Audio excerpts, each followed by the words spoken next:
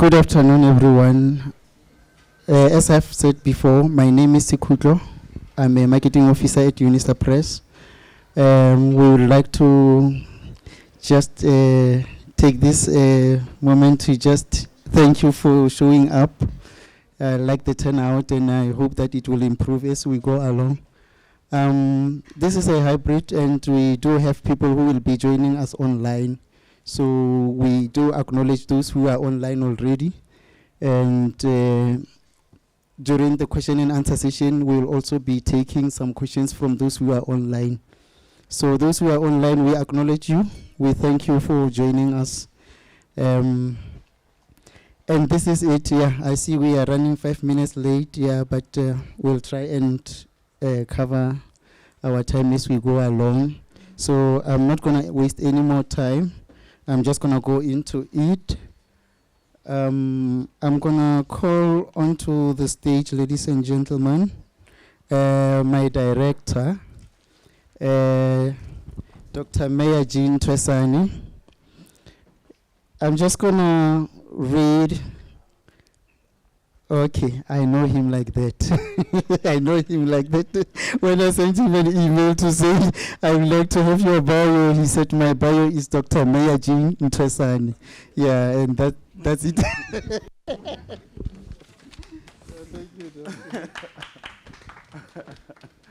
My name is Meya Twesani, yeah, and that's how I prefer to be addressed. Good evening, ladies and gentlemen, and good evening, sir. I think on behalf of our Vice Chancellor, Professor Lindokuhle, and our Acting Vice Principal, Professor Ngwebe, it's always an honor when we get to have moments like this where we launch a book. But I think before I go there, I just want to always to reflect on what Les Brown said, that not every day is a good day, but there is goodness in every day. And I would like to believe that today, not only that there's goodness in today, but it's also a very good day. So, is it evening or afternoon? Scholars of English, help me there. What is it? What do I say? Evening. All right. Whew, all right. Good evening, ladies. Are you good? My job is very simple. It's really to welcome you and really say we're really humbled and honored by you joining us to this book launch. But maybe I just want to take a bit of an off-ramp a bit to make you understand why we become honored when moments like this happen. The nature of work that we do give us a very special opportunity to have a glimpse into the thinking of different authors.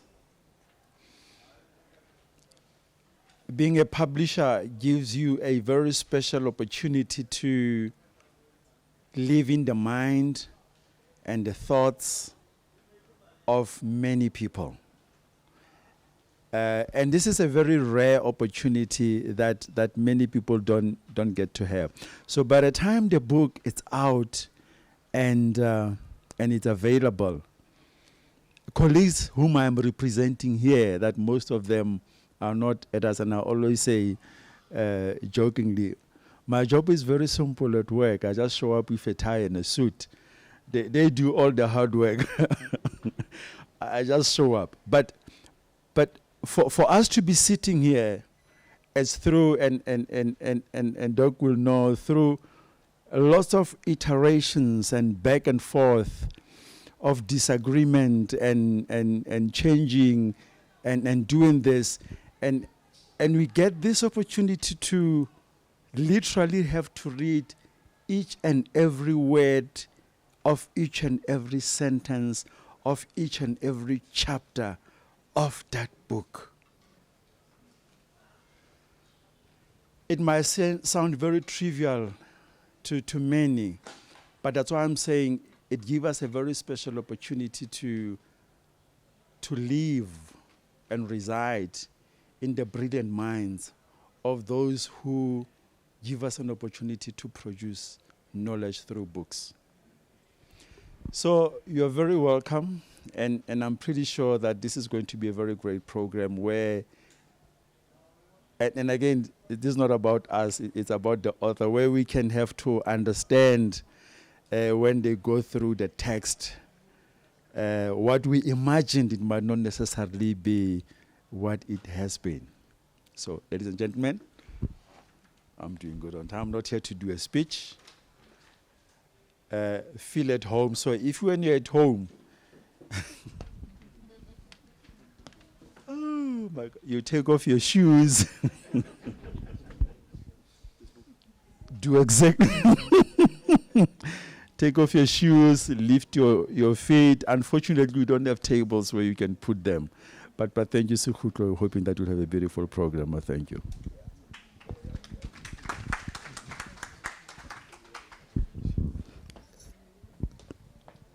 Thank you, Dr. Ntwesani. Ladies and gentlemen, I would like to call on to the stage Mr. Mafie. Mr. Mafie Marapedi is a project editor at University of South Africa Press. He was the project editor for this book.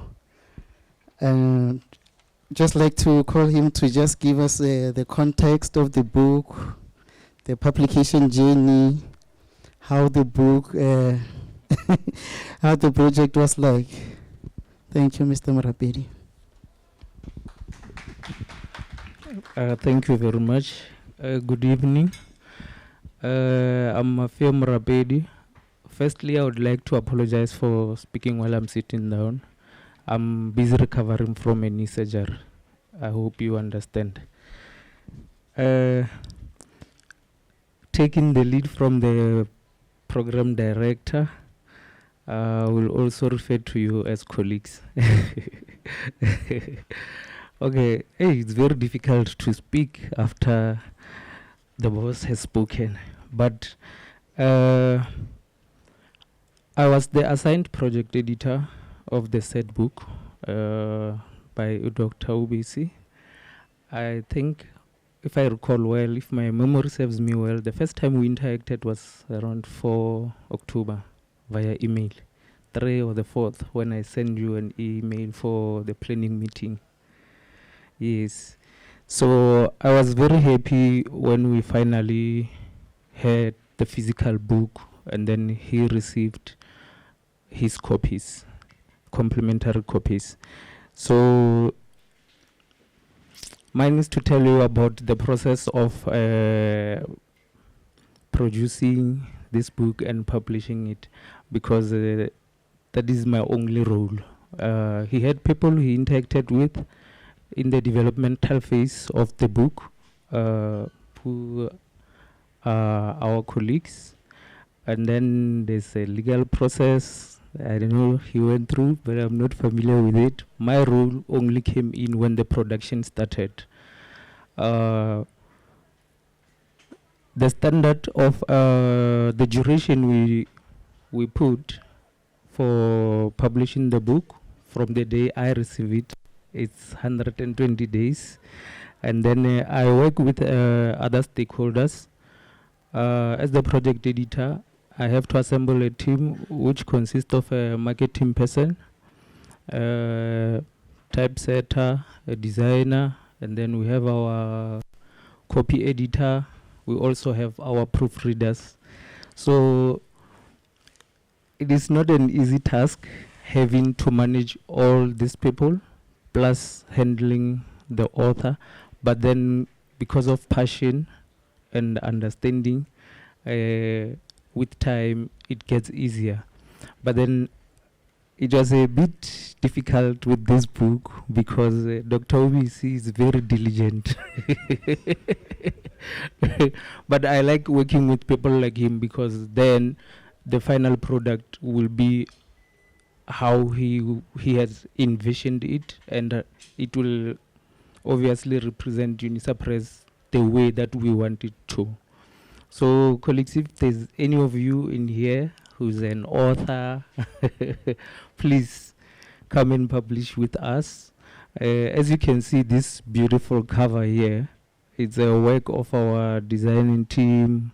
I think we consulted marketing as well, and then the author himself. He wanted us to, it's the first time we have a pink cover at UNISA Press, and on the cover, he shocked us the first time, the things he wanted on the cover. But then he gave context and we understood, but then we couldn't agree. So we all ended up with this beautiful cover, ladies and gentlemen. And the book is available for purchase on UNISA Press website. I think they also have copies here. It would be nice if you can purchase some before you leave. Oh, it's not open access. Yeah. An ebook is available, but it's not open access. Thank you, Mr.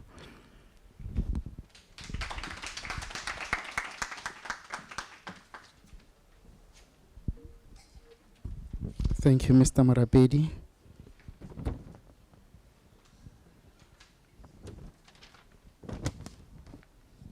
Ladies and gentlemen, to speak to the journey of the book and how the book came about, maybe perhaps just to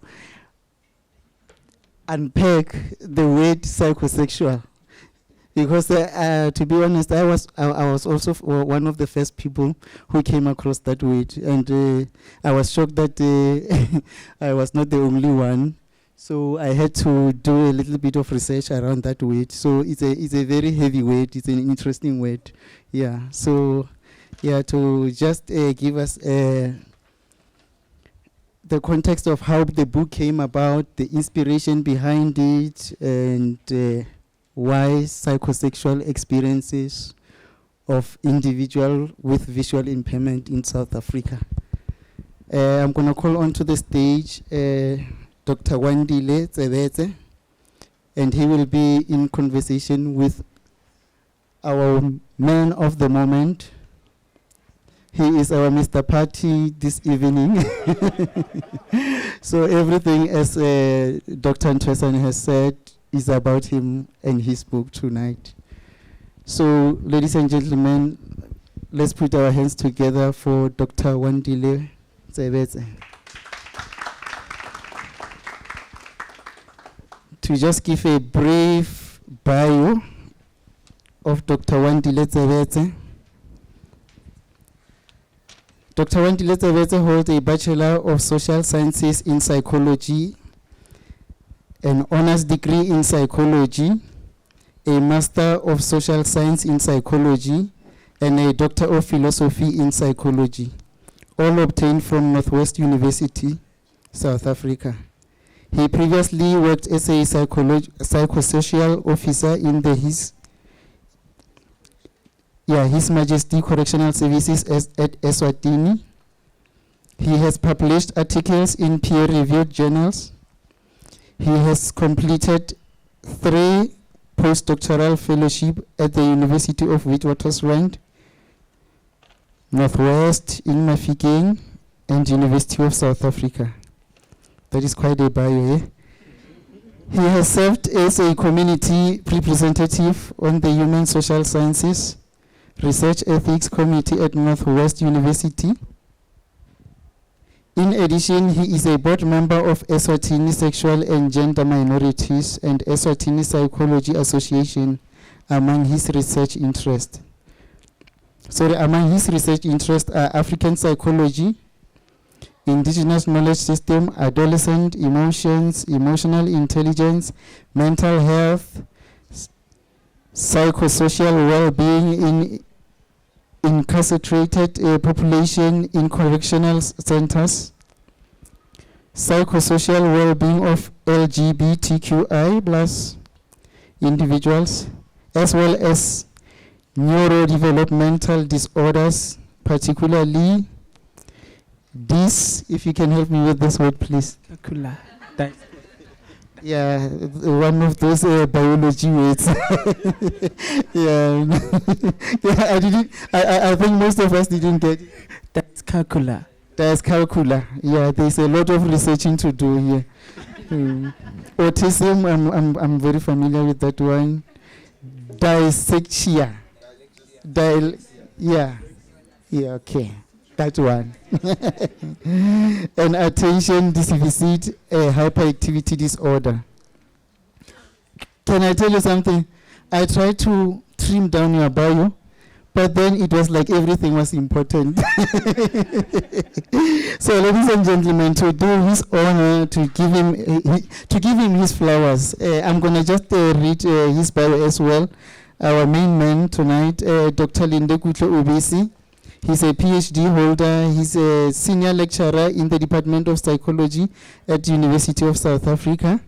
His research interests are mainly within psychology of sexual minorities, including the sexuality of children, LGBT plus individual, as well as persons with various disability. It's an honor, sir. Ladies and gentlemen, Dr. Lindokuhle Ubisi. Ubisi, thank you.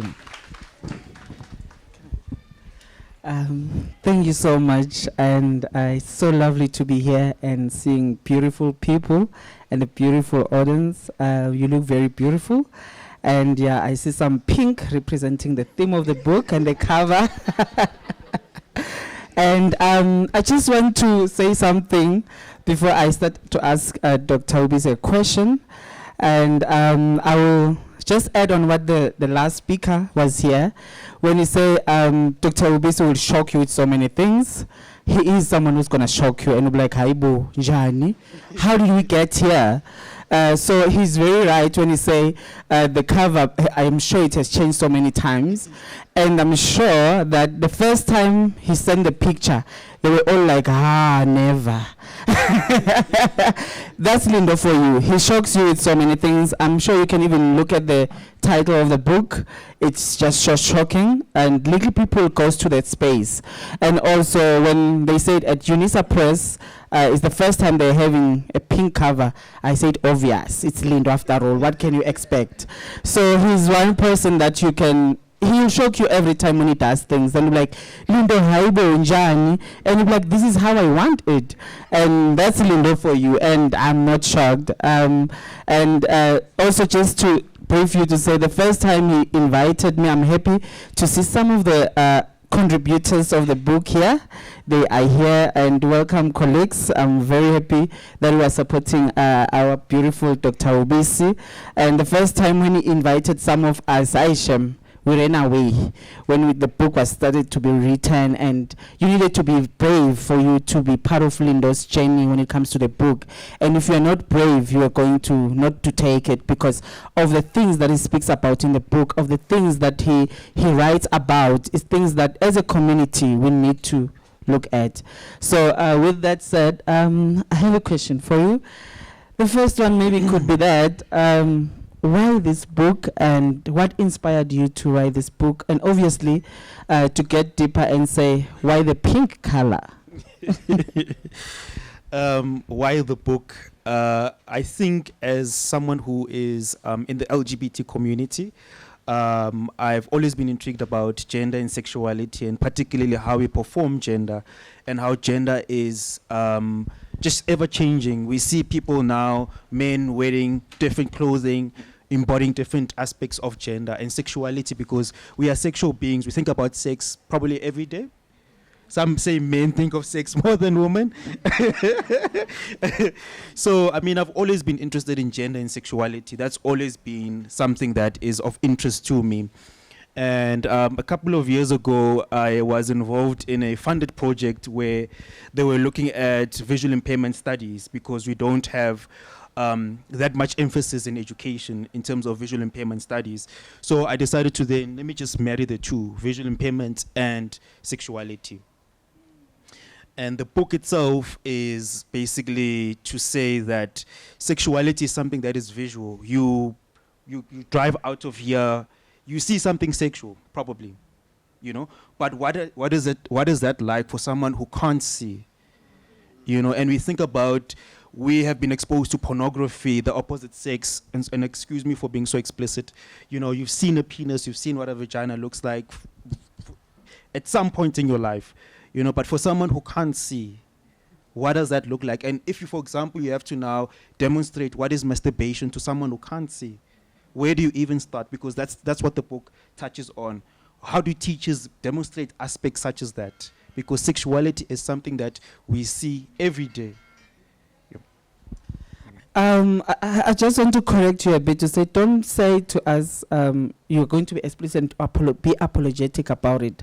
If one reads this book, definitely you will see how honest you are. That's one thing I love about you. You're very honest, and you speak, when you speak of the book, you say something like, think of someone who is visually impaired, and how do you explain a penis? How do you explain how to boobs looks like from the opposite sex, a chest of a man.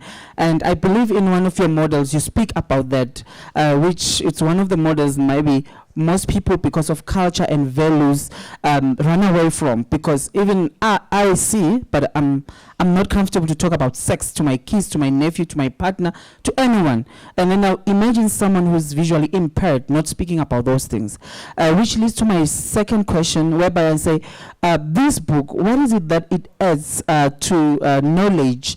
And I will believe that I'll request you not to answer as a lecturer or someone who's in academia, but I'll request you to explain to me as someone who only went to school to grade 1, to say what is it that this book contributes to knowledge, more especially in a community level. If I were to take you now and say go to Ramatlabama in the Northwest, and then one wants to know how does this book relate to that person? I think the most important thing is awareness. As somebody who has been sighted all my life, I had to also think about exactly what I'm writing about. This is such a heavy topic, as you said, that sexual, anything that's sexual related or sexual education, in fact, is something that most of us, even as sighted as we are, we don't get it from our parents. You know, it's very difficult, it's very sensitive. And when you then move to people with disabilities, you know, they tend to be stripped of any sexual characteristics, because we do not want to see people with disabilities as sexual beings. So the awareness of people with disabilities are sexual beings. They do have sexual needs. They do go through sexual urges through the teenage years from early childhood. You see from the beginning of the book, it's divided into 3 chapters. And from the early childhood phases, you see children with disabilities in classrooms touching themselves because they also want to engage with themselves. They want to explore their bodies. So the awareness that when you do see these circumstances, when you do see these topics, do engage with that, and also be sensitive and be aware that people with disabilities, all kinds of people with disabilities, are sexual beings. So every day, even when I was speaking about this with my mom and I said, I want to do something about the LGBT community in terms of people with disabilities, it's like, what? People with disabilities can be gay also, you know? So it's conversations like that we need to then engage in. So the awareness part is the most important part for me, that there needs to be representation of people with disabilities, because when you open True Love, when you open GQ, when you open all these glossy cosmopolitan magazines, people with disabilities are non-existent. We don't see them as sexual beings. And just because you don't see them as a sexual being, the other thing is then you then to overlook them, but then the vulnerability is there.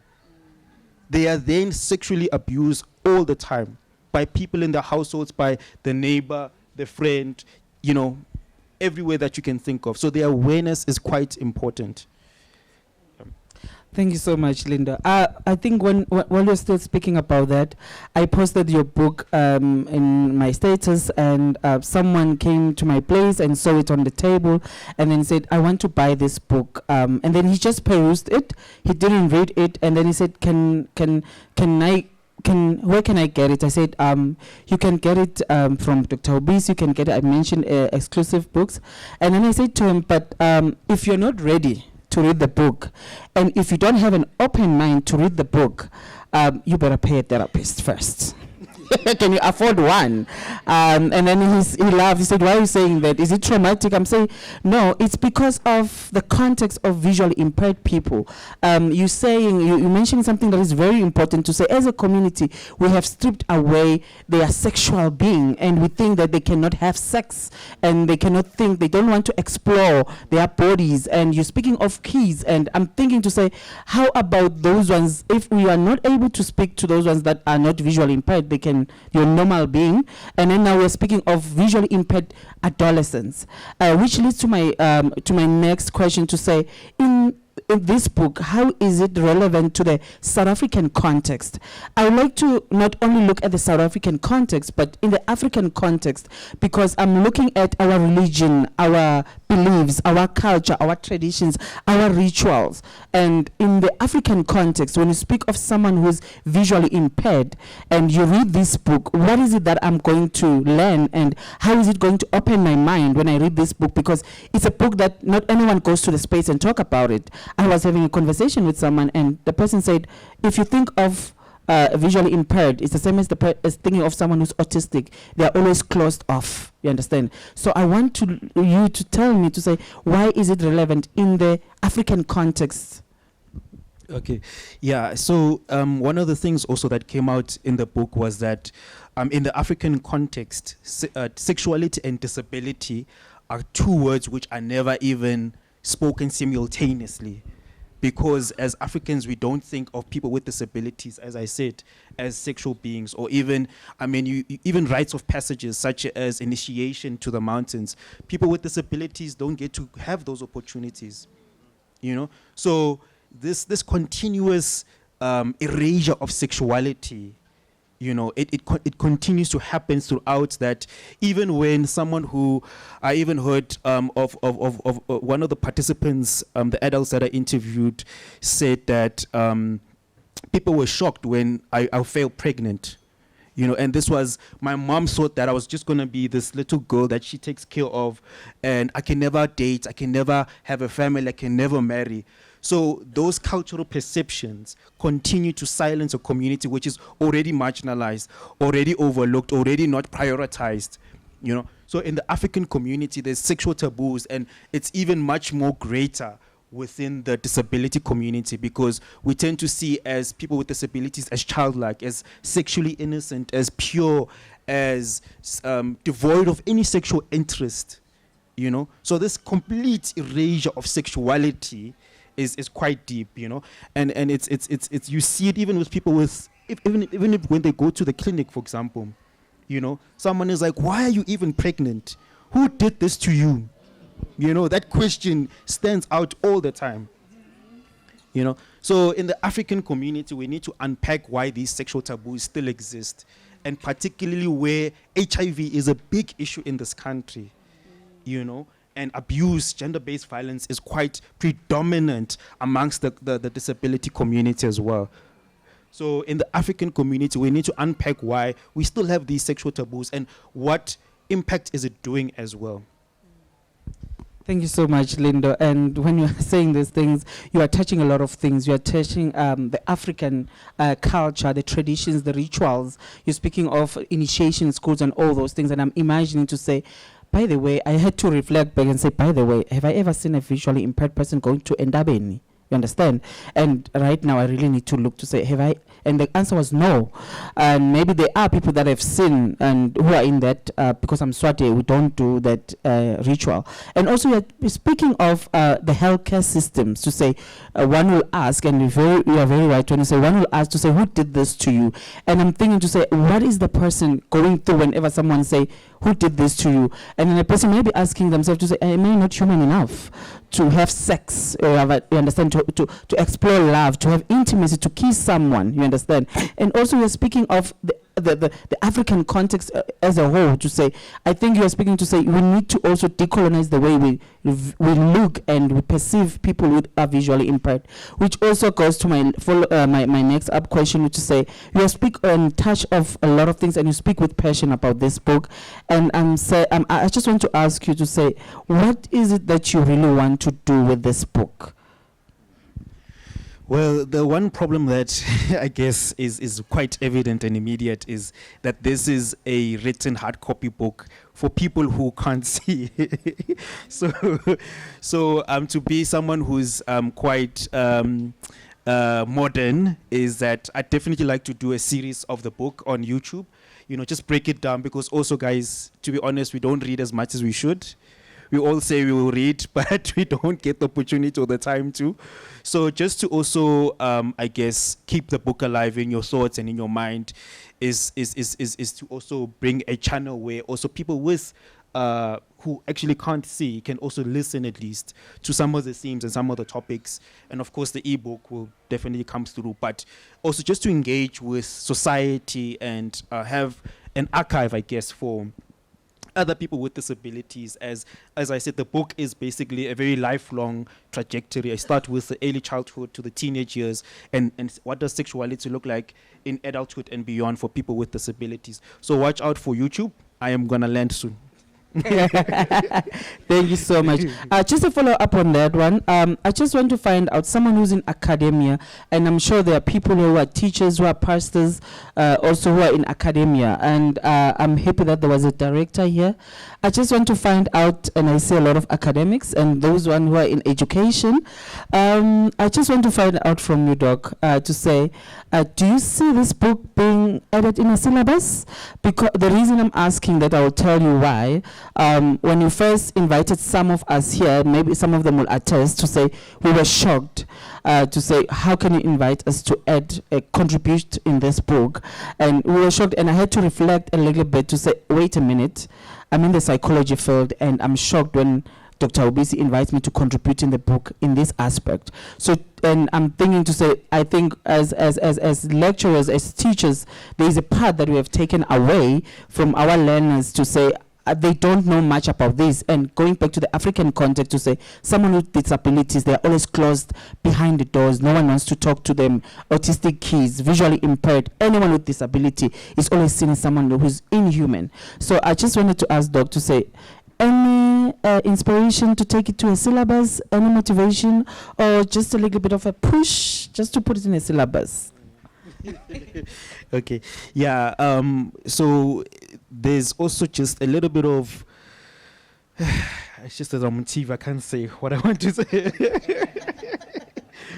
Well, I've always wanted to have something like this, and there's also a short learning program that's going to accompany the book, that and not just learners or teachers, but also caregivers, because we tend to forget that some people will, or some, God forbid, but there will be parents who have, maybe in this room, or some people who know other people here who might have a child who is visually impaired, and now there is that age where the learner or the child comes to the mother or the teacher and says, I have this issue, my sexuality is this and this and this and that.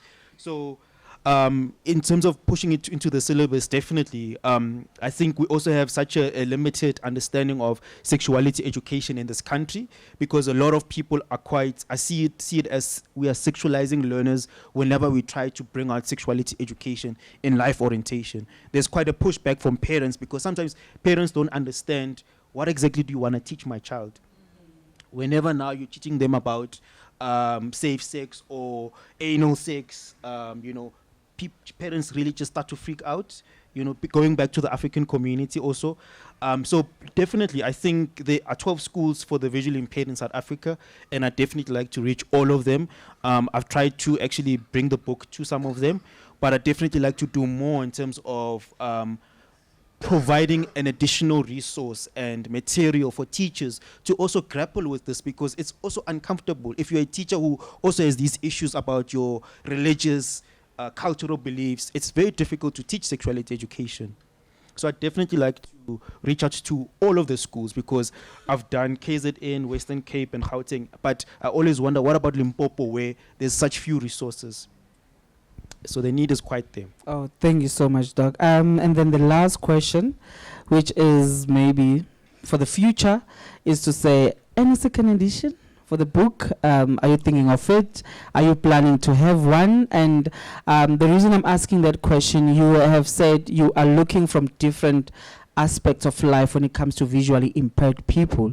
You're speaking of teenagers, you're speaking of teachers, you're speaking of caregivers, you're speaking of the elderly when it comes to visually impaired people. So now I'm thinking of, one would say, definitely one day I was going to talk about that one. I'm thinking of the correction space to say, what is happening there with people who are visually impaired? Do we have them? Don't we have them? So I'm just thinking to say, when it comes to your book, is there any chance of having a second edition, maybe? Yeah, I am working on a second edition, and particularly for the second edition, I want to also get what the learners actually need and want from sexuality education, because as I'm guilty of that myself.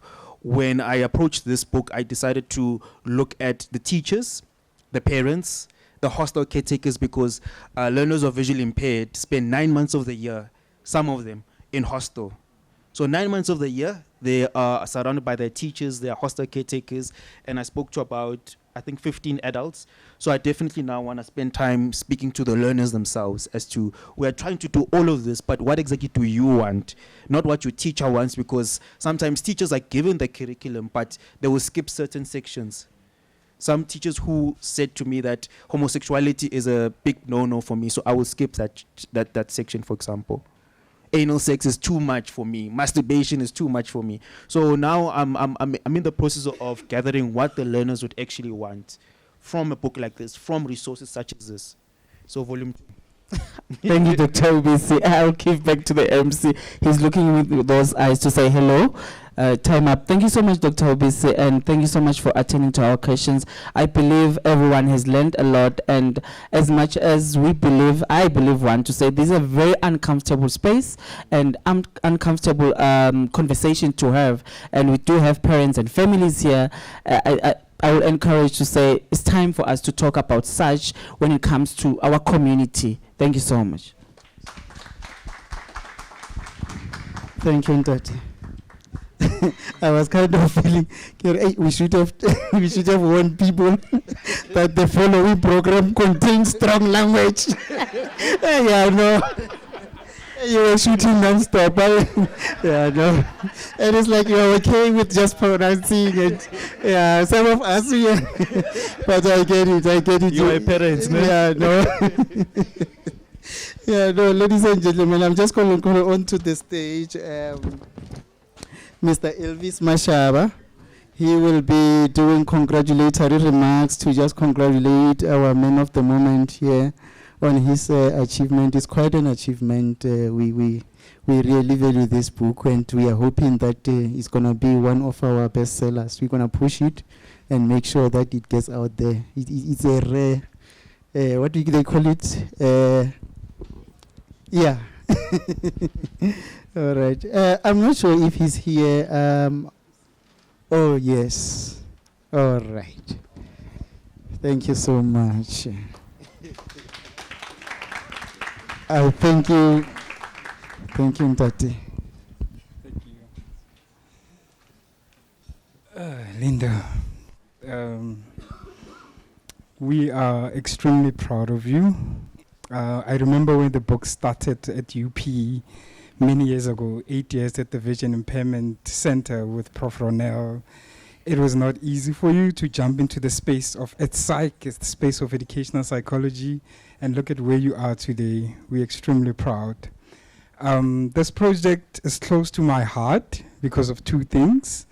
The first one, in 2017, I was diagnosed with keratoconus, which is a vision impairment. It's the damage of the corneas. And I had to wait for a transplant for 4 years. So in that time, I was waiting for a transplant. I lost 80% of my vision. And I had to maneuver. I couldn't see images. I couldn't drive. I couldn't go to specific places. And I had support from my partner, my family, and my friends were there. And in terms of sexuality and engaging in sexual intimacy, it does change. Because now you need to rely on prior experience of how you engage in sexual intercourse. And this book will teach a lot of people who have never experienced losing vision in terms of how people engage in sexual intimacy. And the second one is, as an educational psychologist, I work with a lot of kids with disabilities, and vision impairment is one of them. And a lot of cases that I would receive would be in special schools.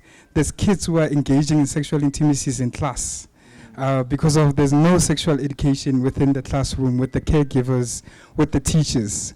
So this book will reach out to us specialists within the education field, psychology field, in order to engage and to educate people about sexual development.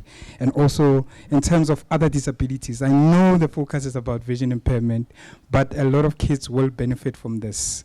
We want to see more audio in terms of the book, in terms of so that they can access it through audiobooks when they're able to be in their spaces. So that's one of the things that we will hope it will be in stores.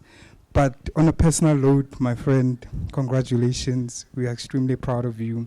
And you are just oozing with confidence. We are proud of the work that you're doing. Yeah, keep up the good work.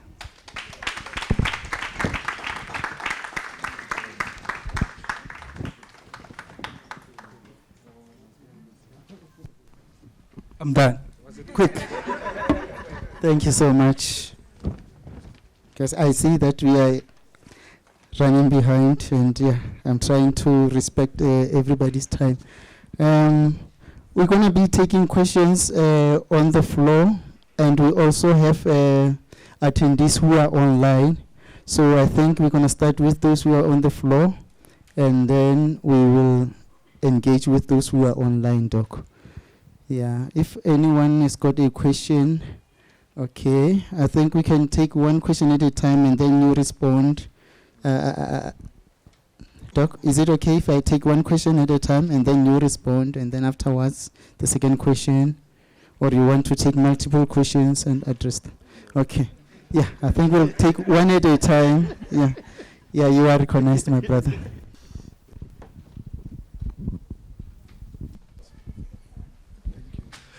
Congratulations, Dr. Ubisi, on this beautiful work that you do. I would just like for you to just reflect on the data collection, because when you do research in such spaces where people frown and do not want to talk about, it's quite difficult. So I don't know if it was difficult. This is me thinking it was quite difficult. So please take us maybe through the journey of engaging with the data, or collecting or generating the data. Thank you.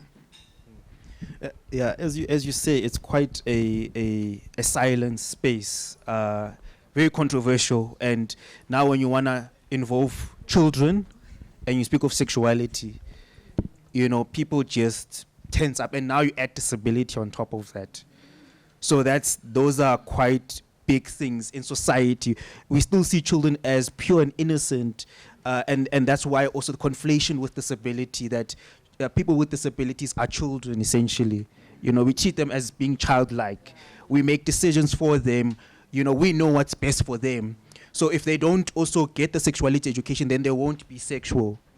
But someone who is a human being will experience sexual needs, you know. So the data collection, it was quite daunting. It was quite a process where you had to bond with the principal. You needed to speak and spend time with the principal, and just also to not come across as you are a voyeur, or you don't have these ill intents to embarrass the school, because these issues are very much covered up. The fact that children, because they don't see, learners who are visually impaired, they don't see other people within their midst. So when they are not stimulated, the hand will go down there, you know.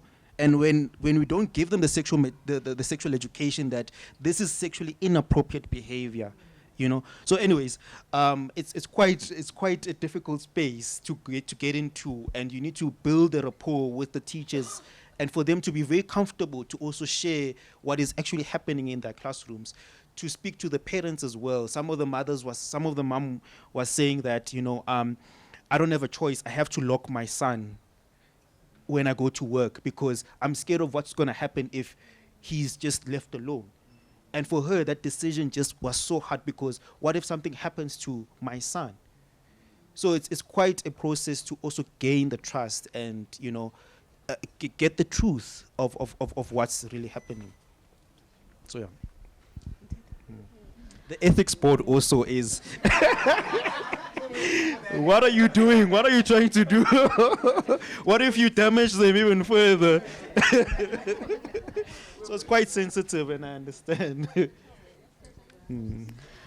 Good evening, everyone. My name is Pozisa. I work at the South African National Council for the Blind, and I'm a social worker. I'm also visually impaired. I lost my eyesight 2019 due to meningitis. Stand up, sorry. I deal with visually impaired persons every day. We deal with students, and they get to experience all those things that you are talking about. So this is very close to my heart. So I want to know, when can we expect the YouTube series? Because I want to read the book now, because I'm going to learn a lot, and this is what we're dealing with every day. I did tell you all those things that are happening there. So I'm really interested. Can you do an audio book or something whereby you are able to read it with our phones? Or the YouTube series, can it come next week? Yeah. Because I want it now. Yeah, And it's things that we deal with every day. Here's the hostel supervisor at that, and this is our admin. So we know these things. And I was really shocked when you came to us and you were talking about, and I was like, what interested you in people who are visually impaired? Because you never care about people who are blind until it gets to you. Like me, I didn't think of anything with blindness until I lost my eyesight. Then I started educating myself. I started going to study the computer and braille and everything. So can you please do the serious thing soon? You're my first guest, by the way.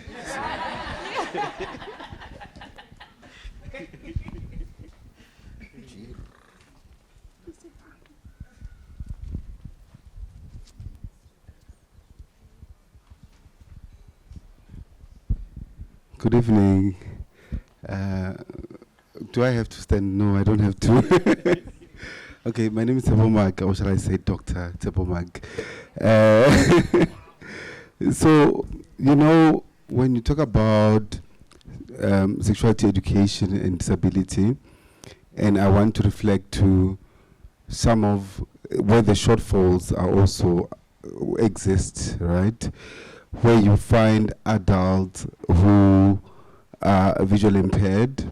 I have a student who's doing a study on sexuality and visually impaired adults at Kosimampuru prison, right? And I wanted to ask, this is maybe a controversial one, but at what age should we talk about sexuality education, right?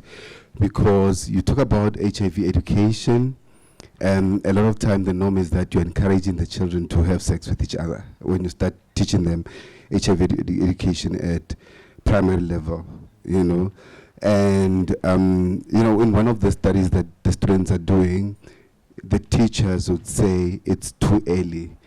And I get troubled by that thing to figure out when is it really the time to talk about not just sexuality education, but also issues of, STIs, HIV, and all of that, right?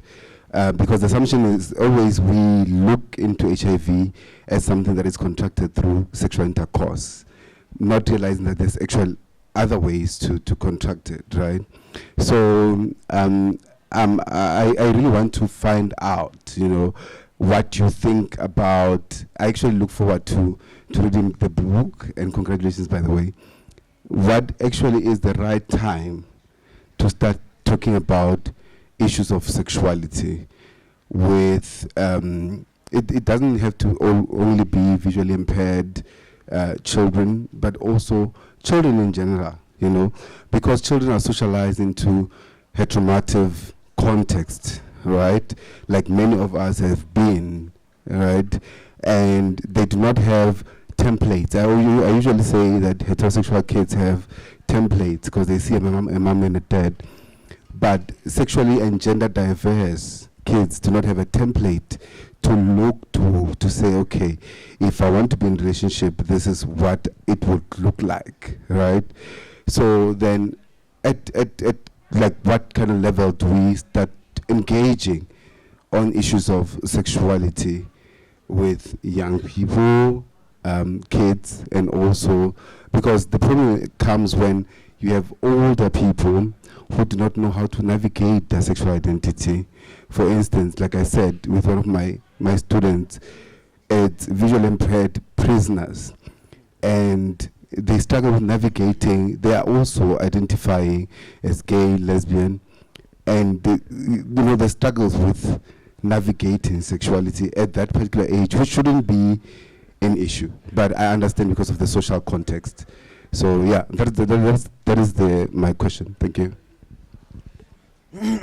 Yeah, it's quite a difficult one. The question of when should sexuality education be introduced to children is a very difficult one.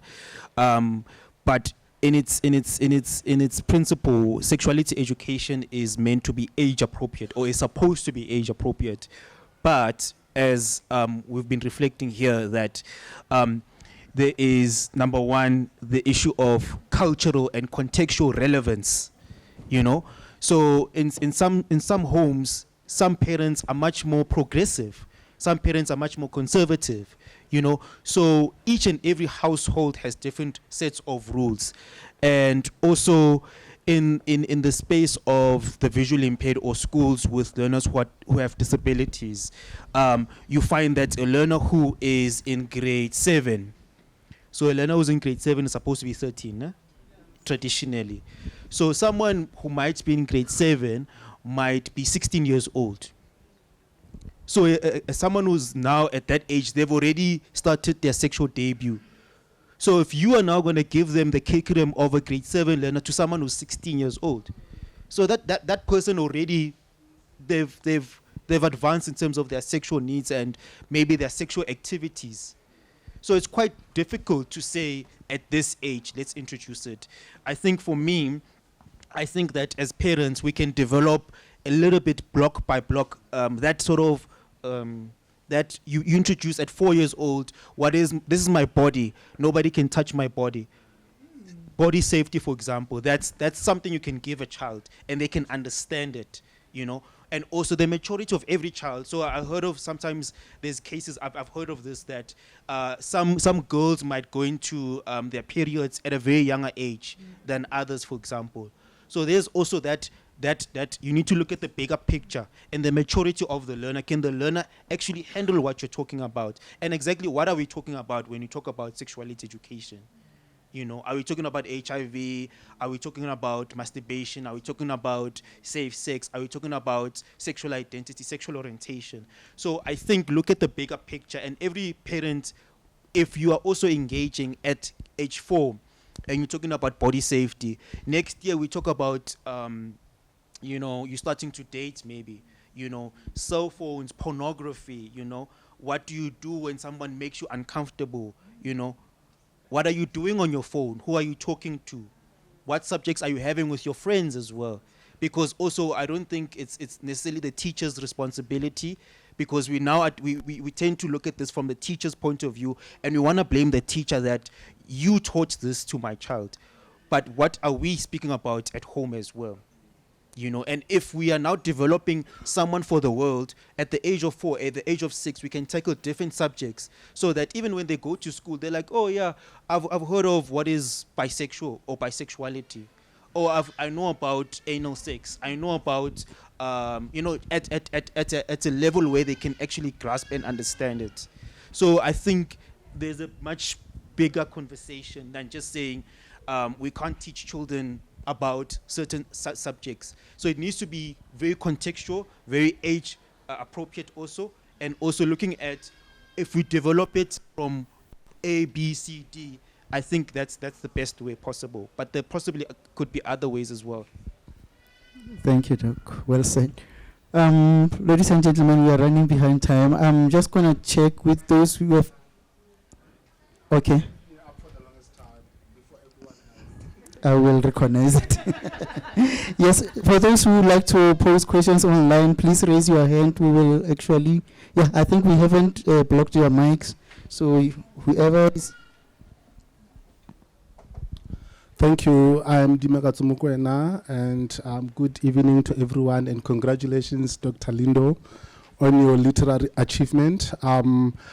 Firstly, like in the earlier discussions that we had tonight, like the discussion on the book, it didn't go into much great detail. I think for me, as someone that is just generally inquisitive, what I want to understand, I see the name, but now what I want to understand is the imagery on the cover. What is it communicating? Like, what are you saying? Because I can read the book and interpret it for myself, but from you as the editor, from your perspective, like, what are you communicating? That's my first question. My second and last question is, when, you spoke, in some way about the data gathering process, going out into the field, accessing the respondents, etc. But one thing that fascinates me, or that I would like to know, is as you were gathering data in the field, what was the unconscious bias, if any, that you might have had, that you realized that in order for you to come up with this kind of a project, you have to chip away the things that you thought you already knew? Thanks. Sure, multiple questions there. The cover, I was sent a few options. I had my own idea, but yeah, that was rejected. But I fell in love with the pink itself. That it's come and see what's inside, and also the insignia with the hands is also quite an intimacy, and I think this book requires us to be intimate, to want to hold something, and because that's also how people with disabilities visual impairments also explore sexuality, is that they have to touch. Usis will tell you that there's a lot of touching because when they meet you, they're like, okay, you're Sonia, okay, so now in your mind you want to see the image of Sonia, and you now have to, okay, she's a skinny person, she's got thighs, she's tall, she's not just the smell, but also touch is a very important aspect for visually impaired individuals. Is that when I comes to the store, I touch how many rows are here. So touch is quite a very important gateway to access the world. So that's also the images that also came through my mind. And I think your last question was unconscious bias. Oh, my unconscious biases. Yeah, you tend to think that what are they going to think of me? I don't have a disability at all. Not just a visual disability, but I don't have a disability at all.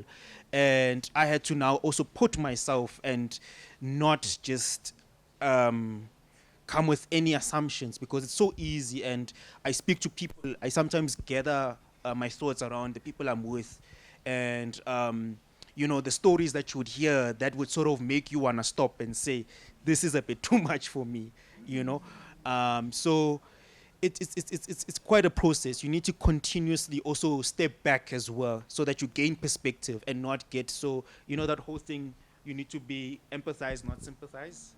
Yeah. So it is a journey, it is a process, and those biases will obviously be there, but you need to go with it and speak to as many people to get different varieties of views, because as Usisi would tell you, that someone who's partially sighted versus someone who's completely blind, those are two completely different experiences. So as much as we say people with visual impairment, we encompass somewhat of a community, but within the community, there's also different experiences. There's different experiences even for men who have a visual impairment, for example. Because I spoke to this guy who said that a medical doctor said, meaning in English, what would you do to me? You are a person who's visually impaired. So it's different experiences. And those biases are there, but I think the more you engage, the more you also gain a wide experience. Thank you, Doc.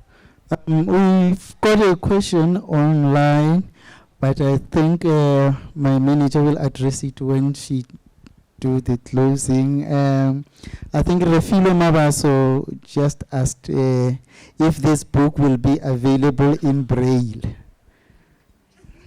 Yeah. if this book will be available in Braille. Yeah, so I don't know if you, hence I'm saying she'll address that one. Yeah, do you have a question on the online? All right. Okay, no hand, no question. Okay. Yeah, we can take the last question and then I will just call my manager. Okay, the last two questions and then my manager will come onto the floor to just do our closing.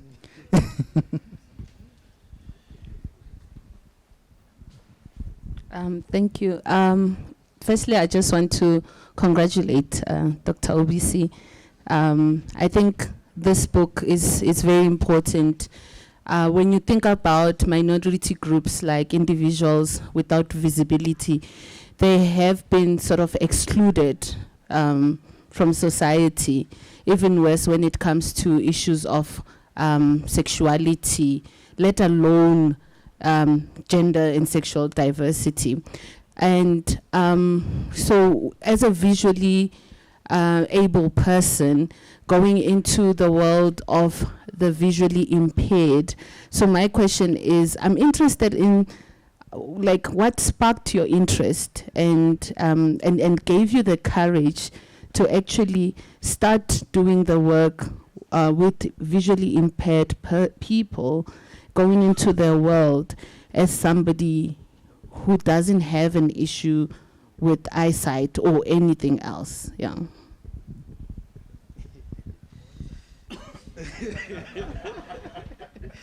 This is the question I was dealing with, the challenges of data collection, because that's the impression that people give you when you enter the space as a sighted individual. And I think when I then confronted what because someone actually imposed this topic on me as to, why don't you come? We are doing this diploma. As I said, we are doing the first diploma in South Africa. We've got the Center of Visual Impairment Studies in South Africa. It's situated at UP. And then they said, why don't you just do something around sexuality? And then I said, okay, fine. And then I had to now also think about it. And I remember thinking that if I, as a gay man, had to, if I didn't even have sight, how would I even describe someone who's gay, bisexual, transgender to someone who I've never seen? Because we tend to take our sight for granted. And as I said, the idea of sight is something that's very important in shaping our sexuality, And for me, I had to then make that decision that I am going to do it, because if nobody is going to do it, somebody has to. So, all right, thank you, Doc. All right, thank you, Dr. Ubisi. My name is Hurisani Matakanye. Oh, can I stand up? Yes, I'm Dr. Matakanye Hurisani. I just have just one question. Just thinking around integrating the whole concept within Ubuntu framework. I haven't read the book, but I'm just asking myself, because Ubuntu will be trying to restore the dignity of the community, or someone has been neglected within the community. Have you maybe thought of maybe using that framework, Ubuntu framework, just to see if you can use the concept of our Ubuntu, and then try maybe to also get, because Ubuntu says I am because you are, so it should be more like people who share the same sentiments, the visual impaired people, maybe form a certain support group, but also the community needs to be given more information about this whole concept of visual impairment, and then also issues of psychosexual, so that not just them supporting each other, but also the community supporting these people within the Ubuntu concept. Thank you. I think that's a very good concept, because the underlying principle around Ubuntu is recognizing I'm a human and you are a human being. So whatever harm I do to you, I'm doing it to myself. So I think the concept of Ubuntu is really a powerful one in this context, because once we start to then recognize the humanity in that as a human being, I'm a sexual being, And you are also, just because you've got a disability doesn't mean you're not a human being. And whatever like I said, whatever I do to myself, I need to do to others. Whatever I would want to be done to me, I should also do that to others, right? So that's the principle of Ubuntu. I think that's a very good approach to then bring back that humanity and see people with disabilities in the entire aspect of their human being experiences as well. So I think that's a very good way to approach this subject, to recognize the humanity. And in humanity, there's a wide variety of experiences, and we need to acknowledge all the experiences. Just because you have a disability, we shouldn't really sympathize or just dehumanize you or desexualize you, specifically in this context, because a human being has all those experiences, and we should be able to experience all those experiences, even the sexual ones. So yeah. Thank you, Dr. Ubisi. Yeah, okay, let me take this opportunity to thank you, ladies and gentlemen. You have been great, and thank you, Dr. Ubisi.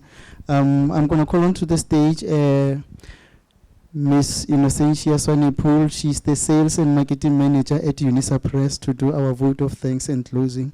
And just to address that one question that we have on the online platform. Thank you. Thank you, Sikutlo. Ladies and gentlemen, I'm blushing. I don't know if you guys can see, but I was turning pink, right? And I was doing this the whole time while I was sitting there because of this context that I've learned tonight. So I do have a quote, and I think it is being made a little bit stronger now that I've listened to the conversation here and some of the questions that were being asked. It says, at least Joseph Edison says, our sight is the most perfect and most delightful of all our senses. But I think we all disagree now. I think touch, perhaps, is the one that's going to go. Okay, so my name is Innocentia Swanepoel from UNISA Press. So my job tonight is to say thank you. Thank you for coming. I'm sure you guys for coming here. I'm sure. That's what I meant when I said thank you.